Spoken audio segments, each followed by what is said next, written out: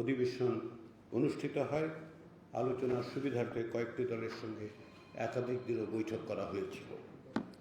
প্রথম পর্যায়ে গঠিত 6টি কমিশনের মধ্যে সংবিধান সংস্কার কমিশন ছাড়া বাকি 5টি কমিশন তাদের মোট 165টি সুপারিশকে আশু বাস্তবায়নযোগ্য বলে চিহ্নিত করে সেগুলো বাস্তবায়নের জন্য সরকারের কাছে প্রেরণ করে।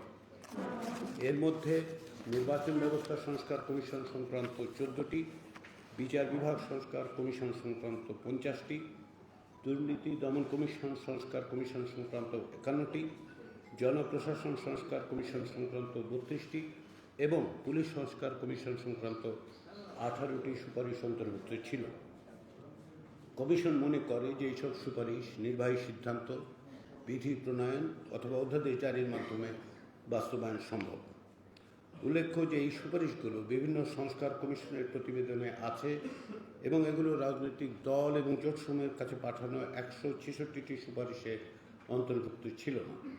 সরকার এরই মধ্যে 18টি সুপারিশ পূর্ণাঙ্গরূপে, 12টি সুপারিশ আংশিকভাবে বাস্তবায়ন করেছেন বলে ঐকমত্য কমিশনকে জানিয়েছেন।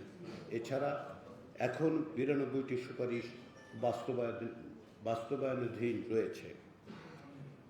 আপনাদের অনেকের স্মরণে থাকবে যে আলোচনার প্রথম পর্বের শেষে 26শে মার্চ তারিখে কমিশনের পক্ষ থেকে সাংবাদিক সম্মেলনের মাধ্যমে এই বিষয়ে অগ্রগতি সবাইকে অবহিত করা হয়।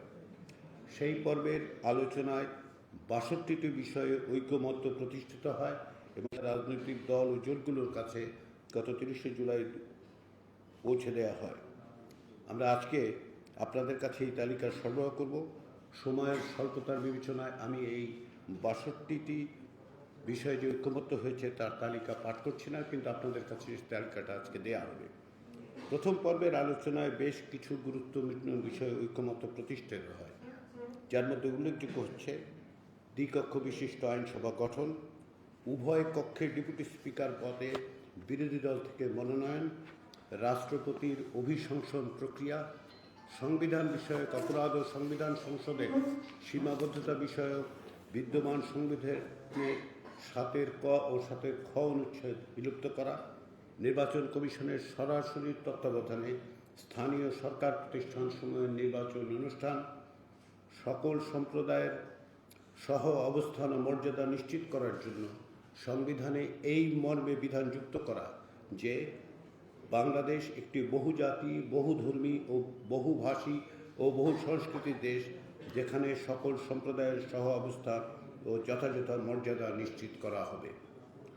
বিচার বিভাগের স্বাধীনতা নিশ্চিত করার বিধান সংবিধানে যুক্ত করা, সাবেক বিচারপতিদের জন্য পালনীয় আচরণবিধি প্রণয়ন, সুপ্রিম কোর্টের অধীন স্বাধীন স্বতন্ত্র সচিবালয় প্রতিষ্ঠা, যার উপর বিচার বিভাগের প্রশাসনিক কার্যক্রম, বাজেট প্রণয়ন, অধস্তন আদালতের বিচারকদের পদোন্নতি, বদলি ও শৃঙ্খলা বিধানের দায়িত্ব ন্যস্ত করা হবে।